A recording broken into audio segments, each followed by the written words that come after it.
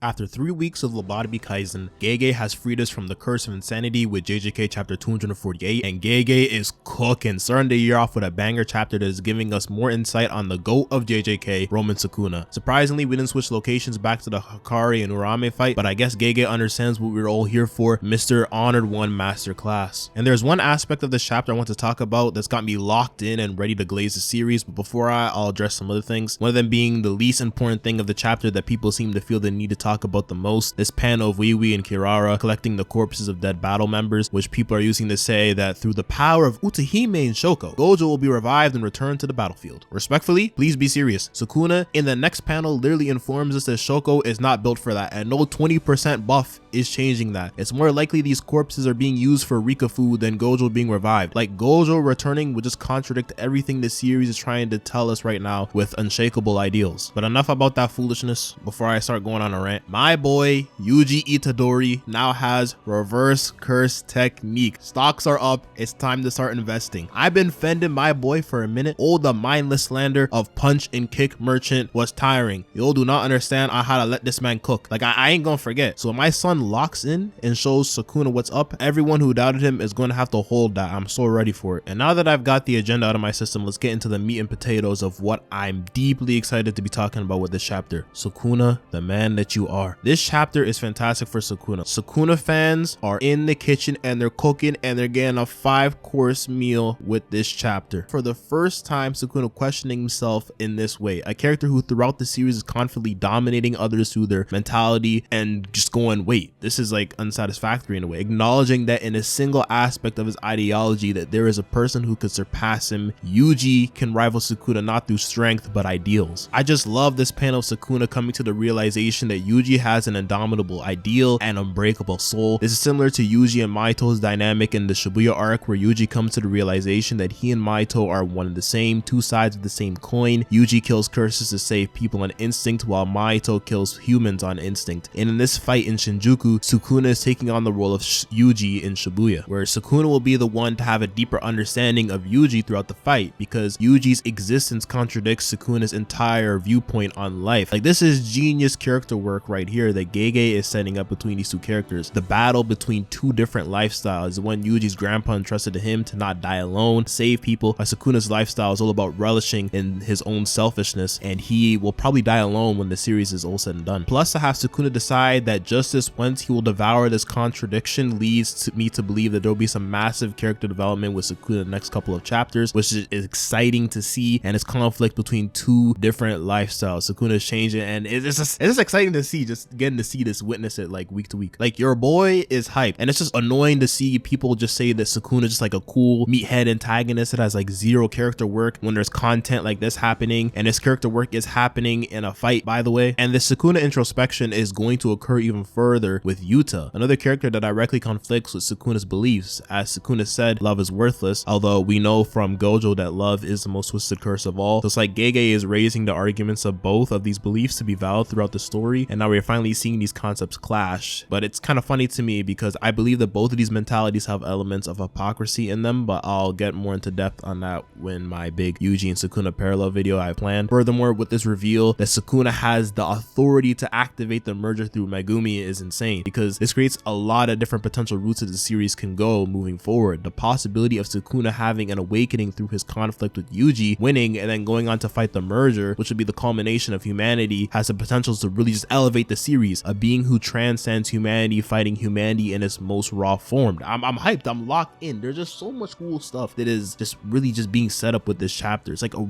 really great chapter. There's dialogue in the chapter of Sukuna going on to talk about like other people that he's fought before in the past, and that, you know, ideals to him are just like dying wishes to people that he's fought. And I guess in a way that kind of is showing kind of how he views Kashimo and Gojo in a way, to where through their deaths, that's when they started to realize themselves fully. So you can't blame Sukuna for kind of viewing them in that light. And it's just really just harping even further why Gojo and Kashimo are characters that lost. They weren't able to understand themselves fully. And that's why I feel like with Yuji right now, it's really interesting, because he is someone who's like really just like the parallel to Sukuna in their mentalities there. And Yuji just understands himself fully. So it's going to be really interesting to see where things go right there with being set up. So Gege has just started the year off with a great chapter that's just thought provoking and has been on my mind just since the leaks dropped. So I'm really excited excited to see where JJK goes this year. So let me know in the comments below what you think Sukuna's character is heading towards, and if the JJK content is moving you, make sure to spam that like button. And if you're someone that enjoys anime content that keeps it real, consider subscribing so when I hit 10K you can brag about being a day one. I gotta get back in the kitchen to cook. Peace.